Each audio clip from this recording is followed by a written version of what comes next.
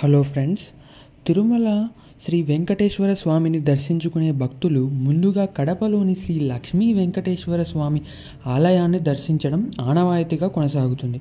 ఈ ఆలయాన్ని తిరుమల తొలి గడప అని పిలుస్తారు.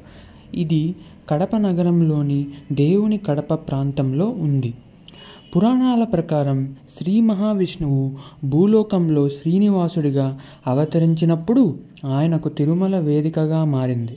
స్వామివారి దర్శనం కోసం ఋషులు, దేవతలు, భక్తులు తరలివచ్చే సమయంలో ముందుగా కడపలోని శ్రీ లక్ష్మీ వెంకటేశ్వర స్వామిని దర్శించుకుని అనంతరం తిరుమల యాత్ర కొనసాగించే విధానాన్ని పాటించేవారు.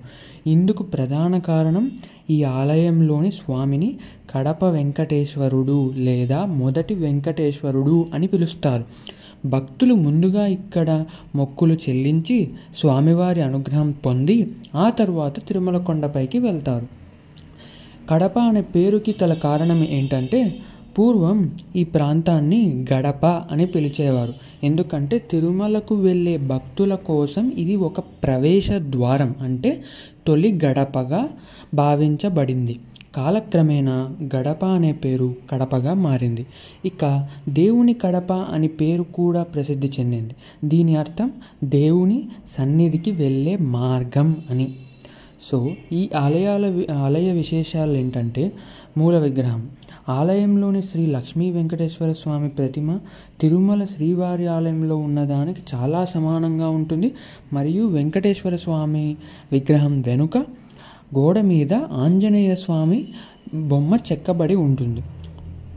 మరియు ఇక్కడ చోళులు, విజయనగర సామ్రాజ్య పాలకులు ఈ ఆలయాన్ని అభివృద్ధి చేశారు కాలక్రమేణా. ఈ ఆలయంలో స్వామిని దర్శించుకున్న తర్వాత తిరుమలకి వెళితే వారి యాత్ర సఫలమవుతుందనేది భక్తుల నమ్మకం. తిరుమల వెళ్తే ముందు ఇక్కడ భూమిని తలపై ధరించడం పుణ్యకరంగా భావిస్తారు. ఈ ఆలయాన్ని దర్శించుకోకుండానే తిరుమల వెళితే యాత్ర పూర్తి కాలేదన్న భావన కొద్దిమంది భక్తుల్లో ఉంటుంది. ఈ విధంగా కడపలోని శ్రీ లక్ష్మీ వెంకటేశ్వర స్వామి ఆలయం తిరుమల తొలి గడపగా భక్తుల విశ్వాసాన్ని సంతరించుకుంటుంది.